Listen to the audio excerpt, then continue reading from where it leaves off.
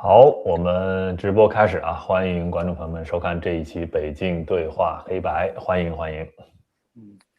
感谢北新老师的邀请，谢谢。太客气了，太客气了，我也感谢你啊。嗯，这样啊，因为我们算是认识有几年了，是吧？那哦，对对，作为我这个频道的最忠实的老观众啊，真的有时最忠实的，一路支持我过来的。对，但是呢，观众朋友们可能对你还不太了解啊，所以先嗯做一个简单的自我介绍吧。嗯呀，大家好，我，我叫黑白，我就是从2017年我是移民到美国的，然后我家人呢大概是在2023年左右，然后一起来到美国，然后我这一次我就想讲一些关于美国教育，就是突译方面的一些问题。因为我觉得一上来我们就讲一个 to E 这个专有名词啊，可能观众有点懵哈。那么其嗯实简而言之呢，先说一个概念，就是很多中国的家长啊，对于自己的孩子觉得要么就是很平常啊，跟其他孩子都差不多，要么呢就是这个孩子啊天资聪颖啊，特别聪明，要么呢就是可能有某种的障碍啊，学习障碍或者各种认知障碍或者社交障碍，反正，但是他们没有意识到有这样一种存在啊，就是这个孩子呢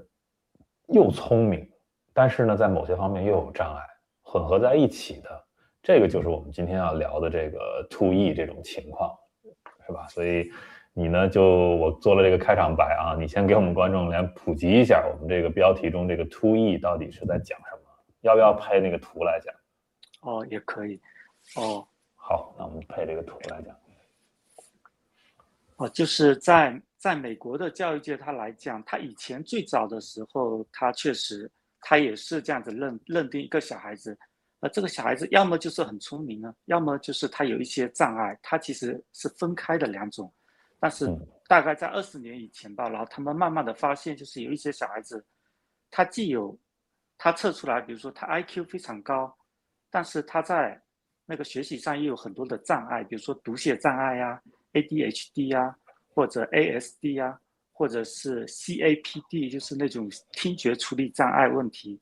他他这些问题处理在一起，小孩子他在学校的表现就会非常的不适应那种普通的课程，所以他们老师就会把这些学生专门的筛选出来，然后进行这个突译的识别。它突译的识别，它有一个认定，它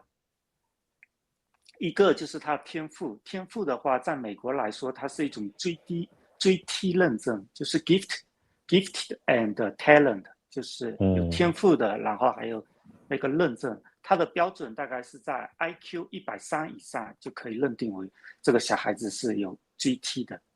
然后。然后障碍方面呢，然后他们老师会进行观察，比如说这个小孩子在行为方面上会有很多问题，那老师可能会推荐，然后进行一些行为上的评估，然后达到了标准，他就会得到一个学校的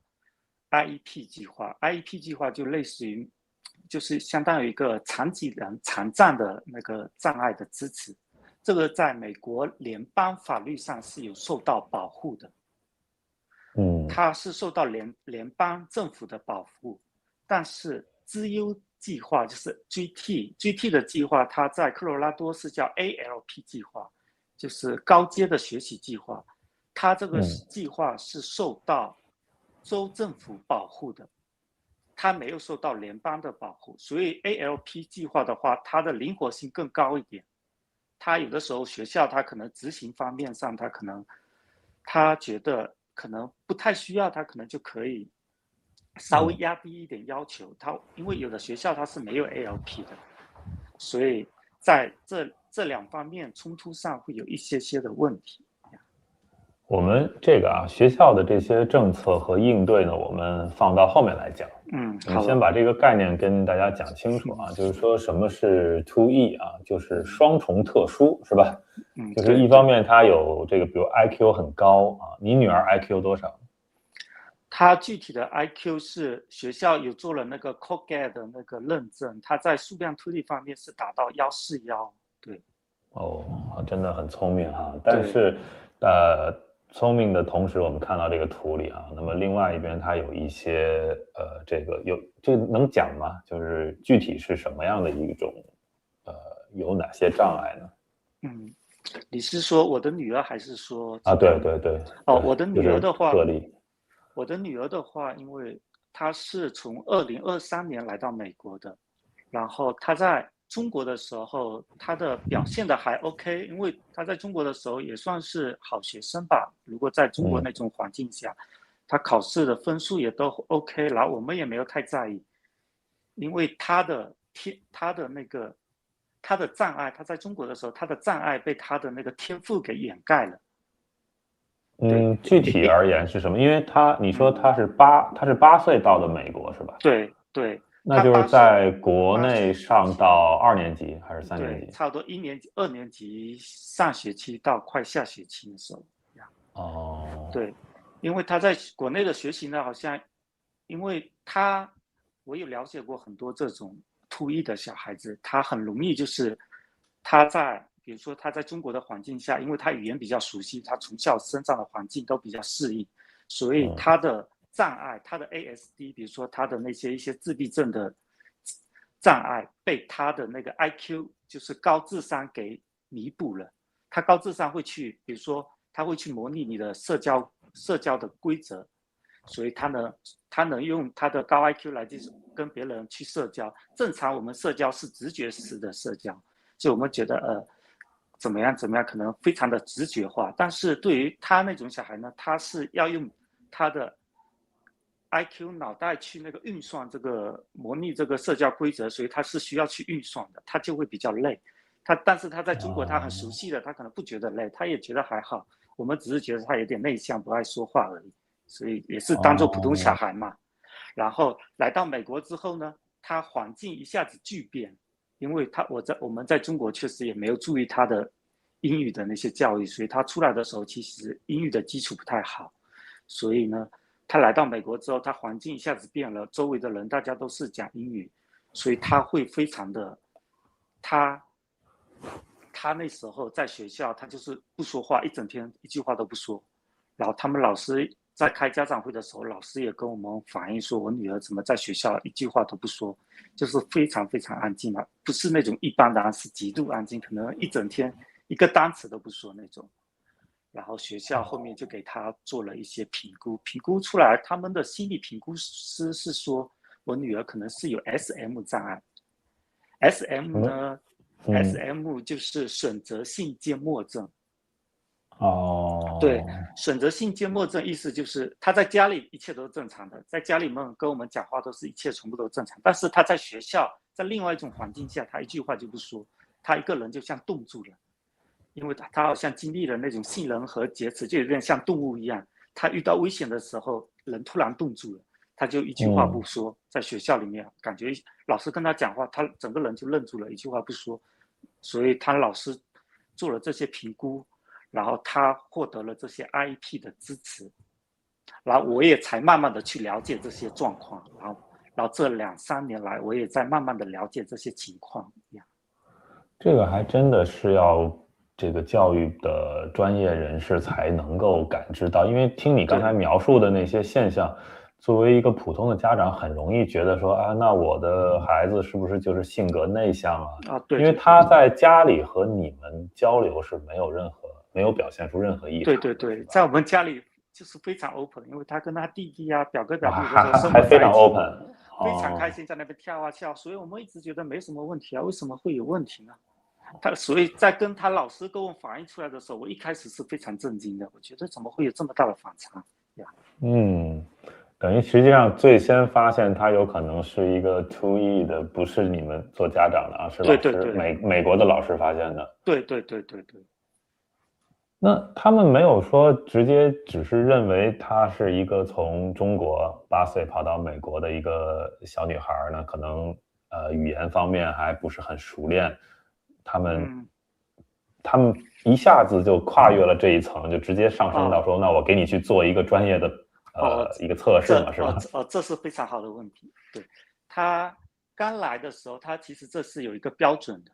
就是正常来说，小孩子大概是有1个月的适应期，就在1个月以内，他基本上因为小孩子这种表现是非常正常的，因为一般来说老师也都不会在。但是我女儿这种状况基本上持续了快1年，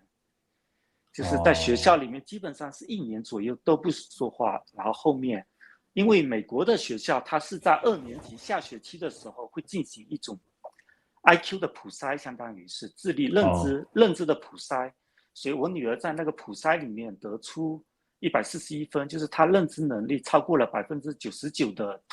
纯美同龄人的小孩，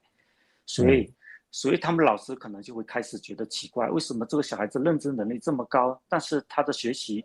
什么又不讲话，为什么会有这种情况？所以他们学校就推荐了去做另外的一种评估，另外一种更准确的评估。然后那种是做 KABC， 就是做卡夫曼的那个第2版的那种测试，它那个是对语言依赖比较小的，所以它测出来的分数会更真实一点。对，然后我女儿在那个分数上也测出非常高、极端高分的分数，所以他们学校才给了 GT 的这个身份。然后对障碍方面，因为就是学校他心理评估师也咨询师也做了很多观察，做了很多，比如说类似于焦虑症的量表啊，然后自闭症的量表啊，然后还有一些强迫症啊这些东西，我女儿都是处于非常高的地方，所以他们学校认为是属于特殊障碍方面需要另外的支持，所以他给了 IEP 计划。我记得啊，你第一次在和我私信里跟我讲你女儿这个情况比较特殊的这个情况的时候，我当时的真实感受是什么呢？我是觉得，因为我知道你是一个非常认真的人，所以我当时在想，你是不是有点就是太紧张了？对，太焦虑，然后就是 push 的太厉害了，所以我还在宽慰你，我说就是放宽心吧，让他跟这个该大家都一样，怎么去生活学习就好了。但后来发现这是一个错误的观点，对吧？对，很多老师其实有这种问题，因为我在美国很多老师也都是这样子。他跟我说，像我进去，他们老师也说，他觉得我女儿目前最大的问题是语言问题。他们开会的时候一直在讲，他说这个最大的问题是语言问题，所以他们聚焦在语言的问题上。一直在 push 语言的问题上，但是从这1-2年我的观察过来，他的语言进步能力还是非常非常小，就是非常有限。所以我觉得他这个是方式问题出了一些问题。所以然后我也进行了一些研究，我发现他在州政府的 CDE 的那些对于恶意小孩子的指导上面，他也有一个就是基于优势的引导，就是说对于这种小孩子，你不能说因为语言的问题去掩盖他的高认知问题，你要以他的高认知去带他的语言，这个是最基本的。就是说，比如说你要给他一些有挑战性的数学任务，因为数学是世界语言，他不需要英语，你可以给他一些高挑战性的数学逻辑类的任务，然后他在这种任务下，他会进入一种心流状态，就是说他会觉得很自信，他会慢慢的培养这种自信，他进入心流状态，他会更认真，他的信任和节持那种状态就会降低，他的焦虑感也会降低，这样子他的脑袋里面的逻辑中心才能控制他大脑，所以他这样子去学习语言，他才能更有效率。所以我们一直的在以他的语言去 push 他，只会让他更焦虑，让他学习效率更低。其实我们要以他的数学优势为引导，然后让他在学校获得这种自信的感觉。因为我那时候问我女儿，我说你学校测出来你这些分数非常高，他一直跟我说，他说你们是不是联合起来骗我？他觉得他说你跟学校的老师是不是联合起来骗我？他觉得他一点都不聪明啊。他说你们为什么会觉得我聪明？他一直对自我的认识是非常的偏低的，对，很低的不自信的。所以我希望以这种数学这种为基础，让他在学校得到自信。但是我女儿，我也试了很多，她真的是有的时候超出我认知以外。我有的时候觉得她可能也是学校是不是过于夸张了吧？我觉得141的这个分数相当于智商测试超出3个标准差，这个是非常夸张的一个数据。然后呢，我也用她的强项，我用了一个游戏，那个叫 Bluecruise，BLUCRUISE， BLOKUS，这个 Blokus 这个是一个有点像方块类的那种逻辑的游戏，它就是专门针对于那种空间，就是空间感非常强的小孩子设计的一种类似于棋盘类的游戏。然后我跟他玩了，我一开始，然后我买了这个游戏，然后跟他一起玩。一开始可能他不熟悉规则，我有勉强的赢了几次。后面我跟他玩全是输的，没有赢过一次。然后我叫他表哥，比他大2岁3岁的表哥跟他玩，也全部都是输的，一次没赢过。他表哥而且还是在美国还算是数学的尖子生，就是在以美国的标准来说，比如说他现在读初3，初3的话，他是美国的标准的高级，就是数学的尖子生，也玩不过他。然后后面我也拿，因为我女儿有去那个心理咨询师那边嘛，然后 doctor 那边去做咨询，我也拿这个棋盘的游戏，然后叫我女儿跟那个心理医生玩，心理医生也玩不过他，就是把所有的棋子都放完。所以我觉得他的认知其实有的时候已经超出我的理解范围了，所以我觉得其实学校给他的任务，挑战性的任务还是偏低的，就是对，所以没有达到他的要求。刚才我们听你讲述的这个过程啊，就是说从发现他是一个 2E 的孩子，然后但是呢，其实因为他现在在美国这个教育体系内，这个教育体系内的这些老师呢，不是所有人都很专业的，都很懂的，对吧？有人说是按照这个系统内，我们就是做这个 IQ 普筛，然后去发现他的异常，然后放到我们认知的有可能是 2E 的这个框里去考量这个事情，有的人会做这个事儿，但是也有的老师呢，就是属于可能跟我给你的建议是一样，就觉得你放宽心嘛，就只是可能没准语言过1-2年好了，就这一切就搞定了。但是在这个过程中，所以我就发现是你这个当父亲的一直在努力的推动这个事情的进展，你带他去做各种各样的咨询，带他去做各种各样的这种测试啊，实际上是让人们意识到你女儿的这种特殊性，然后去搞清楚这个事情，然后你也不懂，你也在学啊。对，所以我就想问问你啊，你这2-3年的心情是什么样的？从你刚开始察觉到这个事情，然后你是哪个点上开始很重视的这个事情？对，这个要讲一下。一开始的话，学校测出来，我那时候就觉得可能一般吧，就 GT 嘛，然后跟着学校的那个流程走，应该就好了，没什么太大的问题。因为我是那时候还是比较相信美国的制度的，相信他的教育体系的，我觉得他们应该是可以教育的好的。但是等到1年多2年之后，我觉得我女儿的进展好像很慢，因为我有的时候问她，我说，你在学校有那个 ALP 计划，那你的 ALP 计划都学了什么东西啊？会不会觉得有点难啊？会不会觉得有点挑战性啊？他觉得没有啊，他没有感受到啊这些挑战性啊。我觉得怎么会呢？应该是会难一点吧。他说还好啊，没有啊。他好像是从他的认知里面感受不到有那种挑战的感觉，然后我就觉得有点奇怪嘛。然后后面然后开会，就是我在了解完之后，然后我也用一些 AI 的工具。比如说把我女儿的这些数据导入到 AI 里面，比如说她学校测出来的一些 AI 数据导入到她那个里面，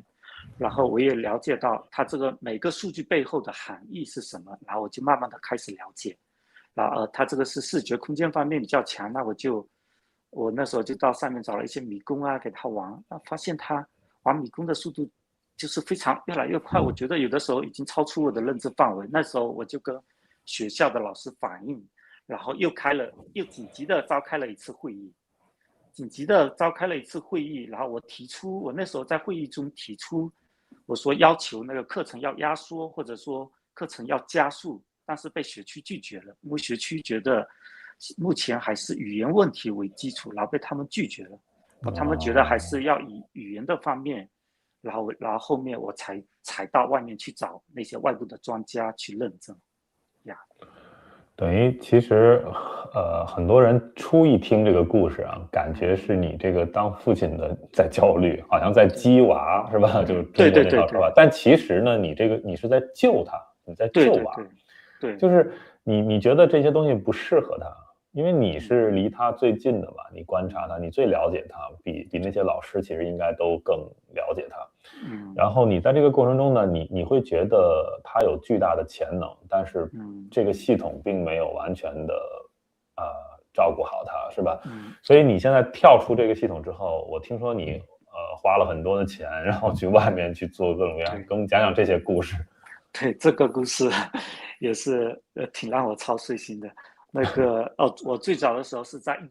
今年的1月8号，我去丹佛的那个 GDC，它就是专门这个研究那个高智商的然后突异小孩子的。然后我找了那个 Dr. Linda Schifferman 博士，然后他因为在约他之前，他会给我非常多的材料，就是他自创的那种量表，就去识别这些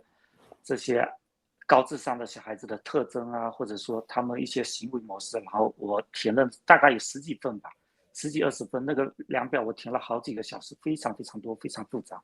然后我提交给他，然后我约到了这个博士，然后我过去问他，然后他看完这个量表，他的第一感觉就是我跟他聊天的时候，他第一感觉就是说这个小女孩是 PhD 嘛，他直接就说 PhD， 对，然后他就说 PhD， 他从这些数据背后直接就看到这些问题，然后他那个谢芬曼博士，他今年已经85岁了，他是非常非常那个有资历的。他算是在这个领域算是比较泰斗地位的。然后他一开始还对我挺有兴趣的，他说，因为我可能也有做一些那个关于父亲的行为那些量表的，他说你的得分，他说很像他的女儿，他说我嘛非常像他的女儿，他说你有什么？他一开始是问我有什么梦想嘛，然后一开始我说我想做一个作家嘛，我说我以前小的时候其实我是长大是想当一个作家的，然后他说希望我可以做一个作家，他觉得从我的那个能力看，他是觉得我数学天赋很好，他也问我觉得你以前是不是数学很好啊什么之类的，我说我没有觉得好，我觉得我可能也就比一般人好一点吧，我没有这种认知。然后然后这个是对我方面的，然后他对我女儿方面呢，然后一开始因为他没有见过我女儿，所以在严谨的这种心理学的咨询上来说，在他没有见过我女儿之前，他其实是不能给出一些临床上的判断或者诊断的。但是在我的要求下，因为我说那时候说1月28号、29号需要进行一次会议 ，IP 的会议，所以我希望他能不能写一些简要，然后我把这个简要交给学校，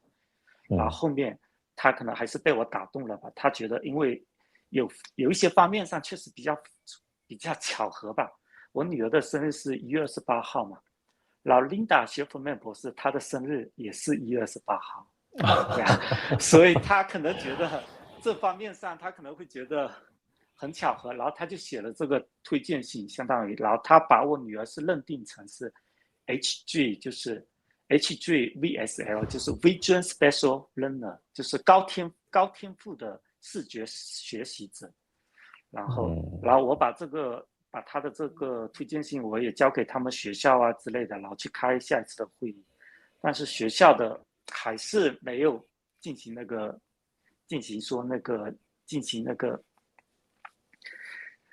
说加速课程啊、压缩课程，我拿了这个给他，学校还是觉得没有必要，因为学校可能还是觉得语言问题，或者担心他一下子太多，给他太大的心理压力。就你有没有感觉到他们这一套系统啊，就是对于这个，比如 IQ 普筛啊，包括 TOEIC 的认定啊，包括你说的他们美国教育联邦的政策，很多对这些的一个扶持，就整个在他们那个系统里。当他们遇到你女儿这个个案的时候，因为这个个案是一个跨语言、跨文化的一个，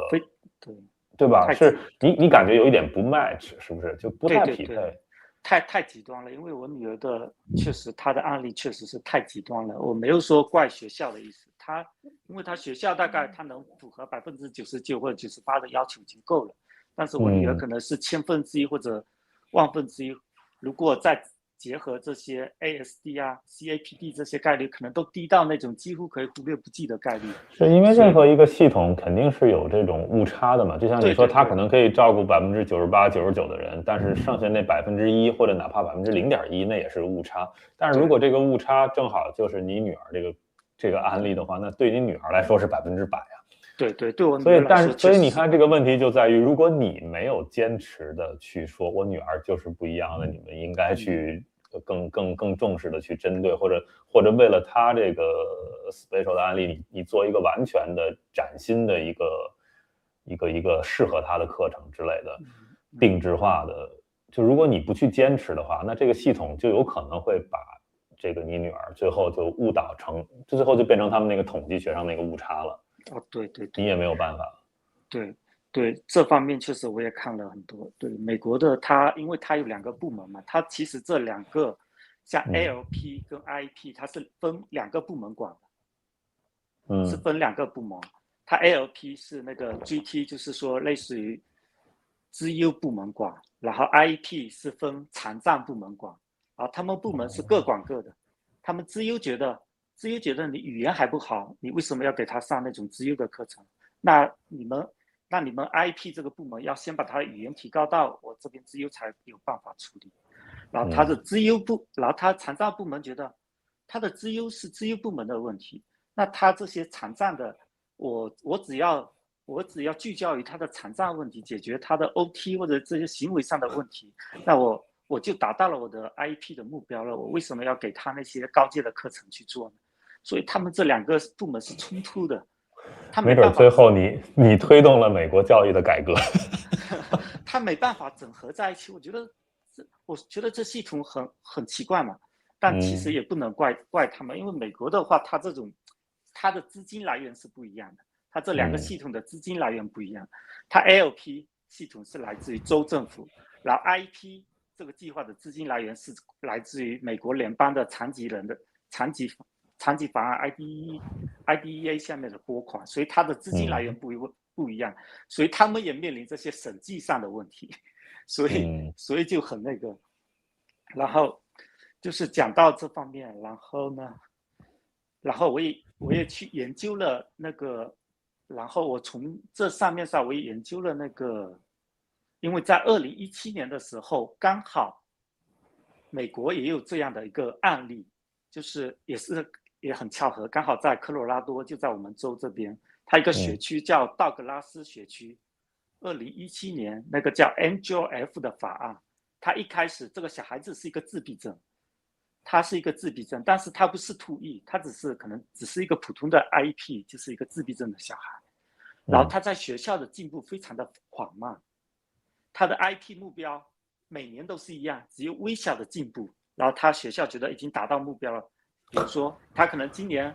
多会了一个单词，或者说多会了一点点东西，主观认定上觉得他已经有进步了 ，IEP 计划已经达成了，然后第2年又粘贴复制了，又写了基本上一模一样的 IEP 目标。然后后面他这个母亲呢，觉得后面他母亲把他这个小孩子放到一个私立的特殊学校，专门的自闭症的学校里面，然后这个小孩子获得了巨大的进步。然后这个母亲就觉得这个学校有问题，然后他们就去告这个学区一开始都是失败的。他从2010年的时候打到2017年，最后上诉到最高法案，就是美国的最高法院的时候才被判下来。他母亲胜诉，学区赔了他130万美金。130万美金。然后这个胜诉的案例在美国的教育史上是一个非常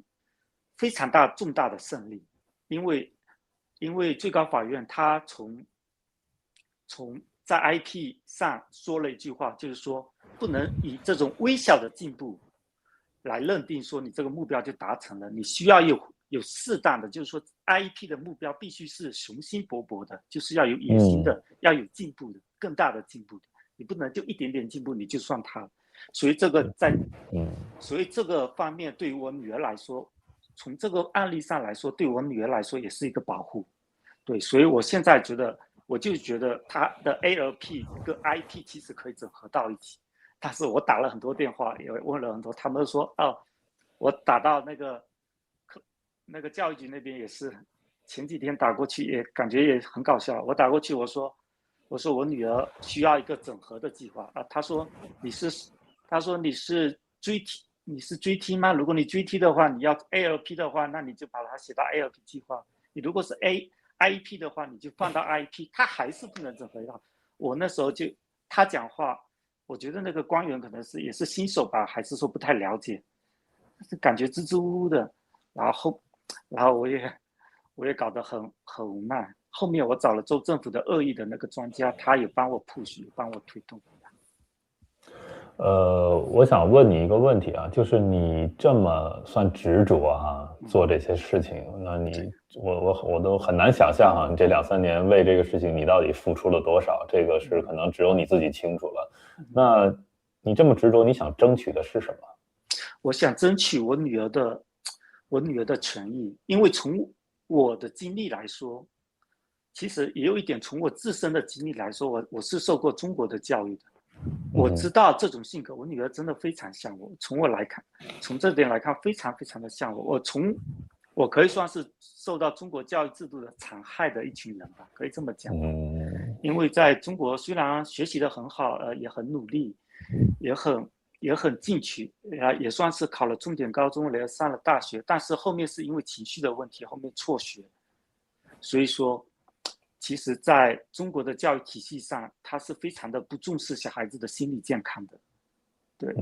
这一点在美国其实很好。虽然说他在某些方面有一些问题，但是他们是非常重视小孩子心理健康的。所以说我算是中国教育的失败品吧，可以说这么讲，就是说非常失败的一个案例。不是失败品，而是受到了伤害啊，对，只是受到伤，你还是很优秀的，对，受到了伤害，对。然后从这点上，所以我觉得我需要帮助我女儿，我让她，所以为什么我一直那段时间，其实我的家人，其实我老婆有的时候也想，为什么要把她出来的时候，她还是会有一种认识，她觉得还是她觉得中国的基础教育比较好，她说美国的基础教育可能不怎么好。啊，我觉得不是这么一回事。我觉得美国的他其实更注重于小孩子的心理健康、心理方面。你如果他只是单纯的放在中国那种环境下，他确实可能知识上可能会多学一点，但是他的心理健康方面不一定是健全的。就可能考试的分数很高，对，但是你也不知道这个孩子内心已经扭曲到什么程度了。对，他内心已经变成怎么样了，我也不知道。所以我还是坚持要放到美国。对，那时候我老婆她还说想回去，所以我不认可这点上，我还是非常不认可。虽然美国的教育制度有它的一些问题所在，但是跟中国的教育是没有可比性的，我觉得。那聊聊之后吧，你现在等于在他们这个系统内，现在还没有说能够让他们重视到把他2个系统为你女儿做一个定制化的整合。那你现在等于自己在花大价钱，还在外面去做这个一些是咨询吗？还是一些评估？对，讲讲这部分。对，因为在那个 GDC 咨询的时候，我本来是想做那些 IQ 更精细的一些 IQ 测试嘛，但是因为语言的问题嘛，然后他帮我推荐到香港的那边，香港的就是有点像他的姐妹机构，然后我在跟香港的机构聊了几次之后，然后他们到最后，他找了个符合要求的会中文的那个心理，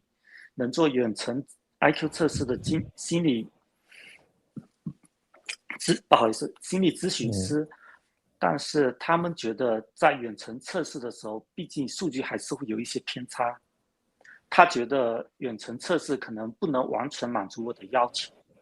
所以我暂时就没有做这些远程测试。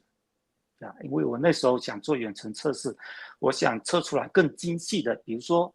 因为我那时候最初的时候，其实我没有打算去跟州政府教育部打交道的，我最初是希望他如果能测出145的话，我就可以进入美国的一个机构，那个叫 DYS， 就是戴维森青年学者，就是 Davidson Scholar，不是戴维森 Young Scholar 就是青年学者这个计划，它这个是，但是它有个硬性条件要求，就是要 IQ 或者说在某些指数上要达到145以上，要145，所以我女儿还差一点点，然后我想试一下看一下能不能测得更准确一点，因为2E小孩子我也了解过，2E的小孩子他在测试的时候波动性有的时候会比较高，有的时候可能都会差到20分左右，所以我想做更精细的一些测试，然后如果能达到要求，我就能到 DYS 有点福利，就是有一点优势就比较好，他会专门派一个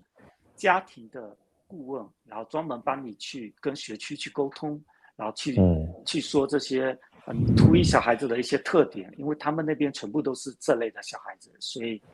他们在沟通方面上，他们或者在法律啊这些方面上，比我们作为家长来说会更有专业性一点。然后一开始是想去做这个测试到，但是目前是遇到了问题，因为语言的问题，所以我现在目前是没有打算去做，然后就跟州政府现在那边去推动州政府，然后州政府他帮我约，就是帮我相当于他帮我拉到学区的专门管资优跟特殊的部门，帮我跟总监去沟通。然后3个礼拜我也刚跟他们沟通，然后他说这个礼拜会想跟我找个时间跟我开会嘛，然后目前还没给我确定的时间。那你觉得如果这个沟通是顺畅的、顺利的，那么学校就现在他所在的这个学校啊，就我们不是说你刚才说的那个要 IQ 什么145以上的那一个特殊的什么学院，就你现在他这个系统内，你觉得你希望他们可以为你女儿做什么呢？做什么改进之类的？他其实是可以做很多的，但是他因为小学的权利不够，所以需要学区的总监的资源划分才够。像我的想法是这样子，像我女儿这样子，她数学其实完全是可以上到可能美国初3、初2或者初3的水平的，所以她其实学校是可以做压缩课程的。就是比如说像平常你学数学可能进度比较慢嘛，其实普通小孩子1年学完的东西，他可能3个月就学完了。你这个课程完全可以压缩，你学区可以把一些资源，如果觉得派一个老师过来教不太方便，你其实学区也可以派一个在网络上教学的老师，然后负责帮他监督嘛。然后其实只要他在他目前的学校里面专门，比如说上数学的课的时候，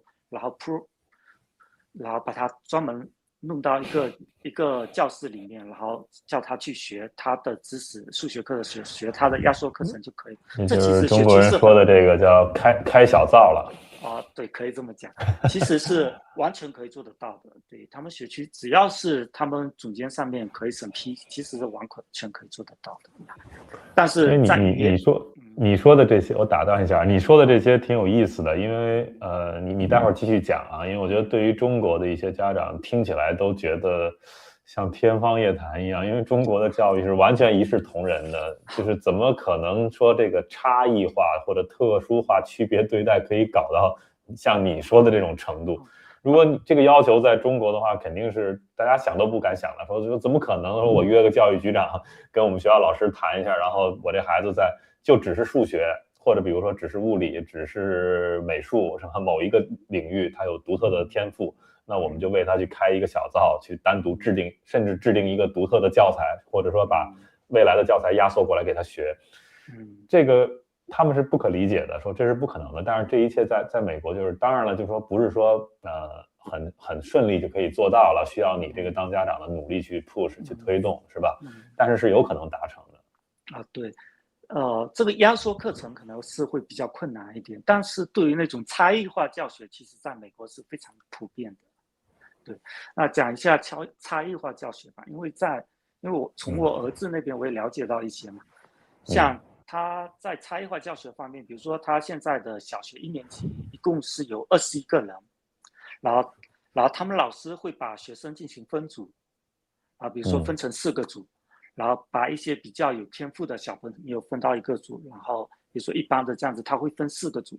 然后会进行差异化的教学。然后比如说这个组的可能接受能力比较高一点，他会提供的教材提供的难度会稍微高一点。对，美国他已经我儿子那边已经一直有在做了，因为我那时候有跟老师沟通嘛，因为我那时候在我儿子的那个成绩上，因为他的2次进步，就是 SGP 2次的进步都是超过89%的小朋友。对，他第一次进步超过89%，我觉得可能比较正常，因为他的那时候分数比较低嘛，我觉得一下子进步这么多很正常。但是第2次他还是达到89%，跟美国同龄人比较，还是超过89%的那个水平，所以他的进步程度也是非常高的。所以那个时候我也跟学校的 GT 老师联系过，他们觉得我的儿子其实也满足这个 GT 的要求，他其实。但现在其实只是时间问题了。其实进那个 GT 的 GT 就是 ALP 计划，只是时间问题。所以美国它的差异化教育其实一直在做，就是从这个来讲，它其实一直在做。但是对于压缩课程或者说加速课程这方面，它是比较严格的，这个需要比较高的权限才能做得到。你现在就是想推动这一个事情是吧？反正就是尽可能的能帮到你女儿一点就帮到一点。尽可能的能帮到，因为这个其实我是想，他的压缩课程并不是说弄到他的 ALP 计划里面，其实是要做于 IEP 的核心计划。因为你如果没有进行压缩课程，他认知没有得到满足，那其实他所有做的这些 IEP 计划其实都是空壳，它都是无效的。对，他其实要基于优势去带动他的 IEP， 所以要以他的 ALP 计划去带动他的 IEP， 所以他是不能分割的。他学校现在就是把它分割起来，所以我现在就是在觉得这个分割是不可理喻的呀。我问你一个可能会有点焦虑的问题啊，就是因为我们现在假想的都是你的这个努力、你的付出、你的推动，最终是有一个积极的效果的。但是如果没有，如果没有，那你觉得，因为时间是在流逝的，对吧？你女儿是在长大的，她可能就在你跟人家沟通的这些过程里面，她可能就会被耽误了，是吧？你现在最担心的是她什么？她会失去什么在这个过程中？对，我是担心，因为对于这种小孩子，他如果接受这种教育，他容易 burn out。他在英语上有一个专门的单词叫 burn out， 就是说燃尽了，就他的天赋燃尽了，他就变得非常平庸，可能跟平庸化。所以说，如果他目前学校如果没有弄，但是我自己课后也给他加强，因为我给他买了。这算卷吗？这其实如果说准的话，这其实我觉得不算准吧，因为为什么？你说说你刚才对不起打断了你说你给他买了一些什么？那个案例是什么？那个是 BIS Academy， 那个是在 AOPS 旗下的一个，就是专门针对那种资优，就是大概99%以上的小孩子设计的一种课程嘛。所以我那个有给我女儿做嘛，就稍微有点像游戏一样，就相当于她在那个 iPad 上这样子自己玩一玩啊，类似于玩游戏那种感觉。然后在这一点我也要跟老师讲一下，就澄清一下这个准不准的问题啊，就是如果说一个小孩子他的 IQ 是100，但是你家长却要把他拿去塞到奥数班，拿去push 他去做130、140以上的教材，我觉得这叫准，这叫不可理喻，这叫一种认知上的那种不搭。但是如果一个小孩子智力达到140以上，你还是拿100的教材去教他，这是一种认知上的残害，不是说准。所以我觉得这不叫准，这只是一种 match， 只是一种搭配而已。就他明明应该吃这么多东西，现在给他吃的很少，那你是负责当父亲的，把额外他需要的营养买给他，喂给他，是吧？但是对，当然我不是说所有的小孩子都要去做这种教材，这个那肯定是不行的，因为有的小孩他肯定是要遵从一些专业的评估啊。对。那你觉得这个希望在哪里呢？我觉得目前还是能看到很大的希望，毕竟他的学区其实已经开始重视了，他也开始回复了。因为从我的了解来看，他的学区，因为他学区是受到科罗拉多 CDE 的监管的，所以他一定要给出一个满意的答复。他一定要给出一个满意的，比如说符合这个认知需求的一个答复。他 CDE 因为他已经超送了，他其实很高明 ，CDE 其实很高明，就在美国这种官僚文化下，其实怎么讲，有一种高明之处，就是他直接就是 CDE 的官员，他直接抄送了学区的两个负责人在下面，然后说，哎，我帮你介绍一下，这个是谁的家长，然后你可以跟他因为一些某些问题想跟你咨询，你可以跟他联系一下，然后他们的学区必须要给 CDE 的官员一个答复，所以这对他来说也是一种考核，一种压力，所以他们。然后他们也觉得，我这个，因为我作为一个家长，我也给他们的学区的也发了一些我自己的理解嘛，我也给他写了邮件，写了很多，然后他也会感受到一种压力，他觉得这个家长还挺专业的，我不能拿普通的东西去忽悠他，所以我觉得我在这方面，我觉得我还是比较有机会拿到比较大的那个，就是说保障的，就是说符合，对，我其实觉得还是有很大的机会。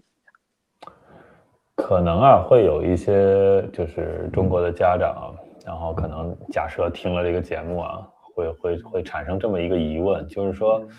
那会不会你女儿，因为现在好像在美国有各种各样的问题了，语言问题啊，这个问题那个问题，然后他们会说，那干脆是不是不出去，在中国他会活得比较快乐一点？如果面对这样的问题，你怎么回答？我觉得肯定不是，我觉得我女儿她可能在初中的话，她可能还不错，但是她到高中的时候，我觉得她可能也会经历像我一样的心理上的那种折磨，那种感受。对，她在初中的时候，她心理绝对会变得扭曲，会变得那种很难接受吧。因为美国的话，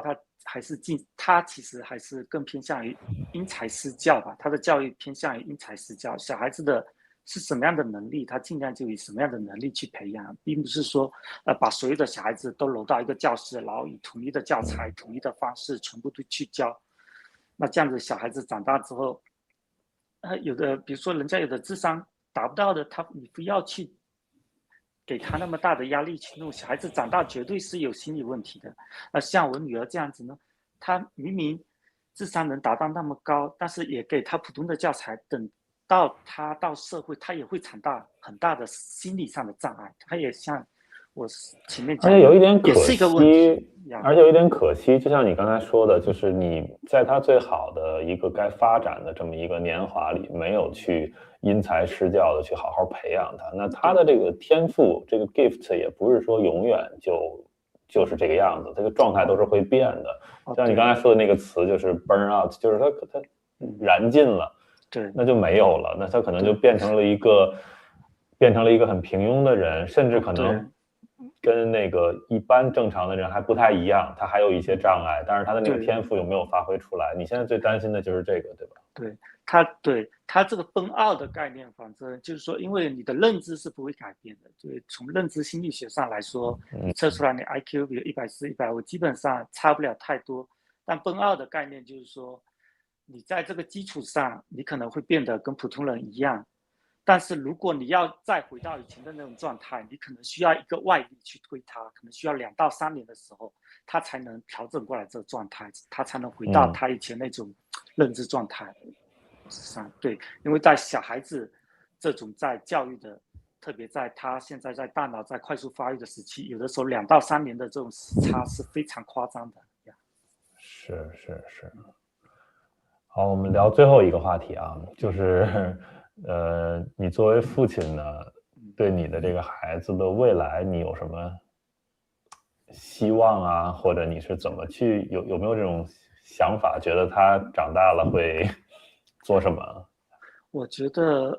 还是以他的认知需求来看他的职业吧，这样子其实是最 match 的。比如说他的天赋点在哪里，那我尽量就以他的天赋点那边方面去引导，这样子他做事情以后长大，他也不会说因为心理扭曲去做一些自己不喜欢做的事情而感到焦虑难受。对，这个其实是最重要的。对，那现在怎么样？就是过了，已经从最早他到美国到现在已经过了有3年了，对吧？差不多。对，有什么有什么变化吗？你觉得？其实变化还是挺大的。在有 IP 之前，我就讲一下，在他没有 IP 之前的我女儿的状态吧。她那时候没有 IP 计划，她不是回国，她放学之后回来，她就是因为可能在学校受到非常大的压力嘛，她回来之后需要发泄嘛，她再回来之后就心理上就非常焦虑，有的时候，比如说我们讲一两句话，她人可能就会爆发起来，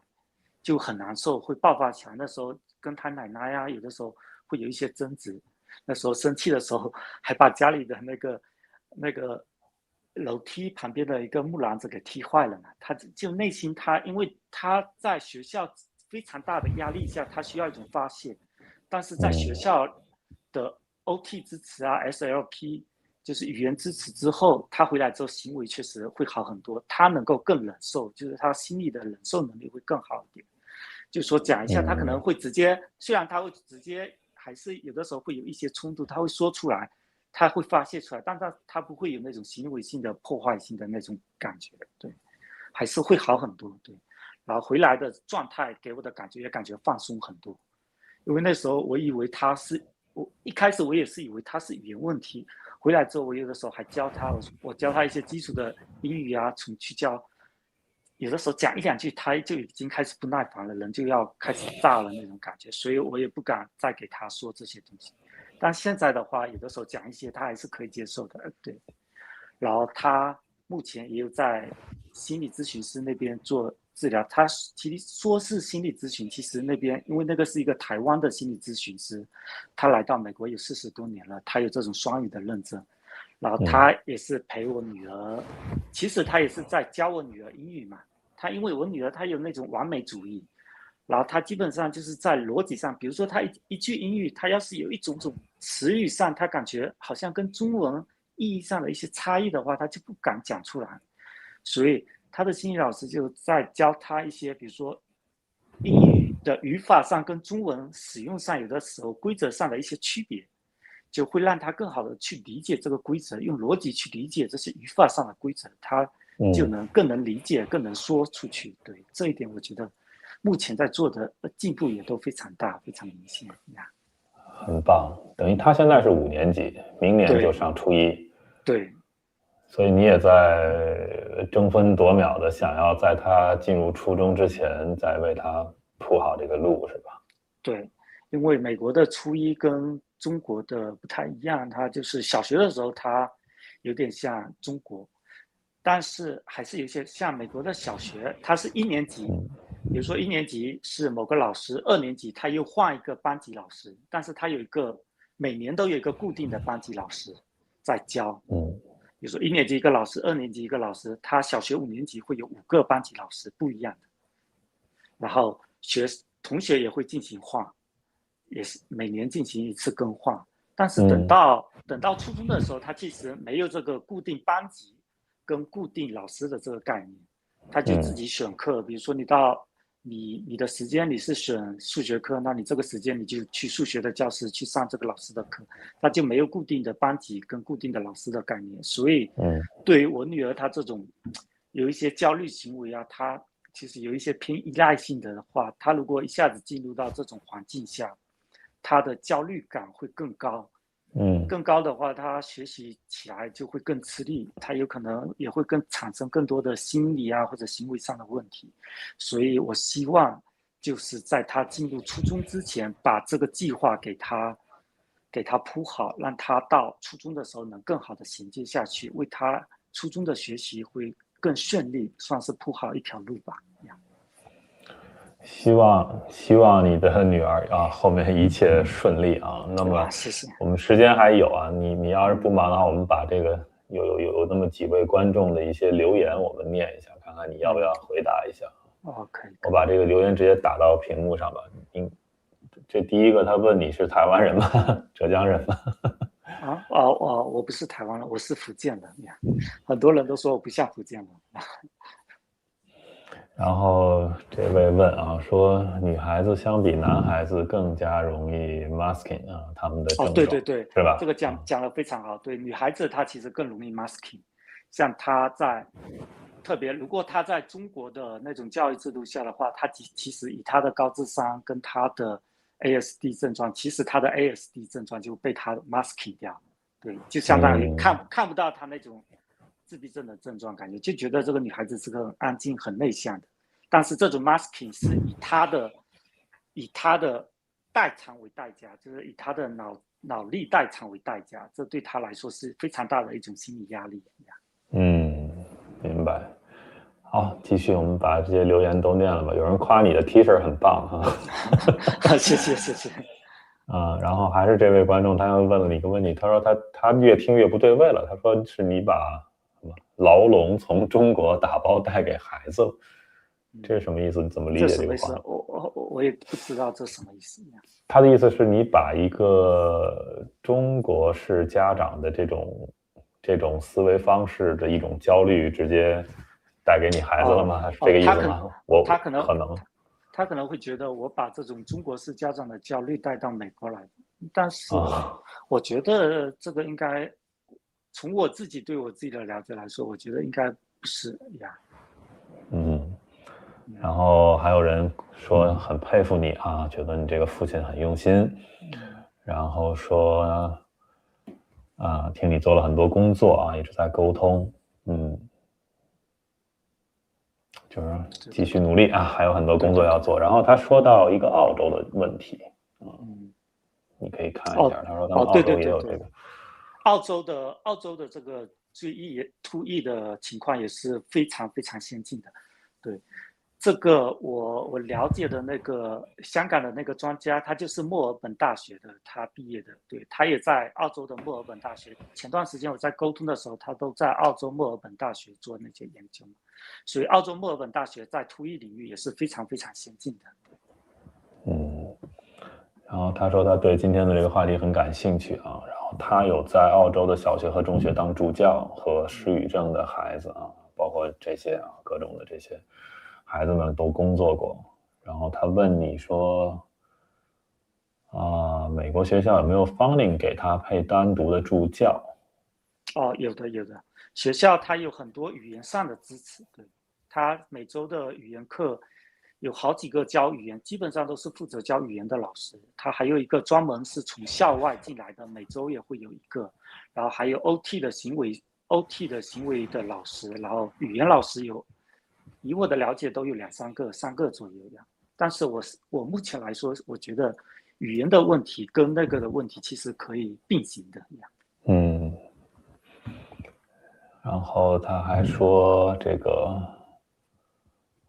就是说澳洲跟美国这个情况是一样的，所以到初中你就等于是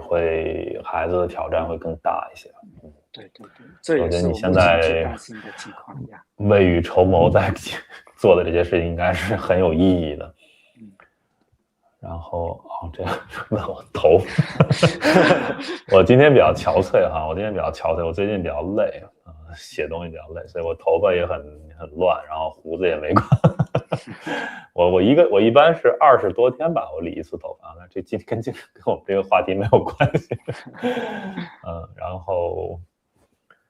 好我们最后一条留言，这个观众最后说觉得你做得很好，那就继续争取吧，跟这个当地教育部门和学校的这个沟通和支持我真的我觉得你这一套做下来，可能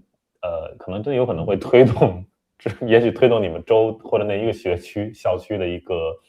某种改革都是有可能的。是有可能，因为这个案例确实太极端的案例。其实你把这个案例，如果你跑通了，然后加上你一些感悟去写一本书的话，很棒。对，我也我觉得会很棒。我昨天也冒出这个灵感，我有这个想法。对，我到时候，因为我最近上班确实时间不够，我到时候看一下。用一些 AI 工具吧，帮助我看一下。好，还有一条他说这个 OT 加上助教针对的 IEP 以及实行，加上你们家庭的支持，他会好的比在中国好多了。对，这也是我们对你女儿的一个衷心的祝福那我们今天的直播呢，差不多到这里。最后呢，就请你对这个做一个总结性的发言吧，因为有这么一张图是吧？我们就看着这个图一块来说好了。对。对，这句话的灵感呢，其实我也是来自于北晋老师之前有讲过一个平庸之恶嘛，就是说，有的时候它制度其实是非常僵化的，然后人呢也会随着这种制度进行那种，就是跟着那个制度走，好像没有太当回事。然后有的时候，然后我觉得就是那句话意思就是说，对于一个呢，对于抱歉啊，我有点忘记，我忘记了。没事啊，你可以帮我讲一下那句话，我突然有点忘记了，抱歉。我们先把这个话给大家念一下，我觉得这个是黑白发给我的图啊，他想作为今天这场对话的一个总结性的一句话，就是说不要因为系统性无能导致的平庸之恶去损害一个小孩未来无限可能。因为今天其实我们已经听到了美国的这一套教育系统，实际上已经做得很不错了啊，很注重小孩的差异性的教育啊，包括很关注一些特殊的行为，然后去纳入到他们一个评测评估的系统里去，甚至去就怎么说呢，发明或者改进一些新的命名方式，对吧？其实今天我们讲的 2E，甚至还有一个词儿叫 3E 是吧？3E，这是我们今天没聊的。这个我还特地去请教了黑白，就在我们直播之前，我说3E 是什么？没听说过啊，是吧？其实这个都是一点点，这个概念都是在发展的。3E 就是你刚才说的，在这个2E 的基础上又加了一个语言的这一个维度，是吧？对对对。对，所以我觉得这些就是它的系统肯定会再去改进，我们要去推动它这个系统改进，但是也要意识到，就是你把你的小孩放到任何一个教育系统或者一个社会系统里，那么这个系统本身的这种无能或者平庸之恶，或者就是系统在作恶，那真的是在损害你的孩子的一个未来的无限可能。有可能这是我们今天这场对话想要呈现给大家的一个意义吧，就是通过一个像黑白这样在美国的该怎么称呼你呢？华裔，anyway 吧，反正从中国出来的一个原来是一个中国人是吧？跑到美国去这么一个父亲，我们可以看到是如何去适应那个系统的，以及如何去真正的为自己的孩子去努力，去为他的未来去打拼的啊！我想可能这就是我们今天这场对话想要告诉大家的吧。好的，谢谢。感谢啊，感谢你今天过来啊，也期待之后吧，如果有什么进展或者有什么别的话题，再来和我对话，告诉我。好的，观众朋友们。好，谢谢。好，那我们今天就聊到这里，拜拜，谢谢大家，谢谢。